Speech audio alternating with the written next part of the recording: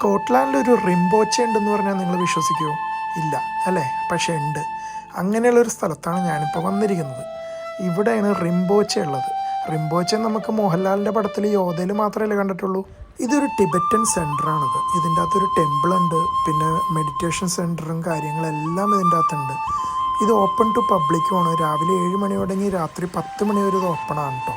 പിന്നെ ഇവിടുത്തെ പ്രകൃതി അത് വന്നൊന്ന് കാണേണ്ടത് തന്നെയാണ്. നല്ല മഴയുള്ള സമയത്താണെങ്കിൽ കുറച്ചും കൂടി വൈബ് തന്നെ ആയിരിക്കും.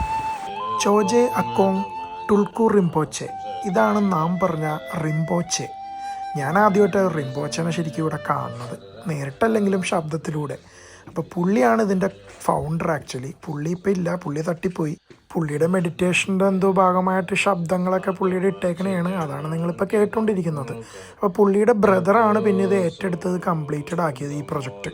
ഈ കാണുന്നതാണ് കേട്ടോ ഇവിടുത്തെ അമ്പലം. ഈ അമ്പലത്തിൻ്റെ ഒരു എൻട്രൻസ് ആണത്. ഇത് ഉള്ളിലാണ് സ്ഥിതി ചെയ്യണത്, നേരിട്ട് വിസിബിൾ അല്ല. ഈ കാണുന്നതാണ് ഇവിടുത്തെ മെഡിറ്റേഷൻ സെൻറ്ററും അമ്പലവും ഒക്കെ. ഇവിടെ ഇരുന്നാണ് എല്ലാവരും മെഡിറ്റേഷനൊക്കെ ചെയ്യുന്നത്. ഇവിടെ അതിനുള്ള സെറ്റപ്പൊക്കെ കൊടുത്തിട്ടുണ്ട്. ഇവിടെ 2 പേരിരുന്ന് മെഡിറ്റേഷൻ ചെയ്യുന്നുണ്ട്. അതിലൊരു വ്യക്തിനെ നിങ്ങൾ കണ്ടു. അടുത്ത ഈ കാണുന്ന ഈ സ്ക്രീനിലത് ഇതൊരു വ്യക്തിയാണോ അതോ ഒരു പ്രതിമയാണോ എന്ന് പോലും എനിക്ക് ഡൗട്ട് ഉണ്ടായിരുന്നു കണ്ടപ്പോൾ. ഈ പുള്ളിക്കാരൻ അനങ്ങിയ പോലും ഇല്ല. ചോദിച്ചപ്പോൾ പറഞ്ഞത്, ഒരു ലാമ ഞങ്ങളോട് പറഞ്ഞത്, ഈ പുള്ളി 2 ദിവസമായിട്ട് ഈ ജ്ഞാനത്തിലാണ് ഇരിപ്പെന്നാണ് അറിഞ്ഞത്.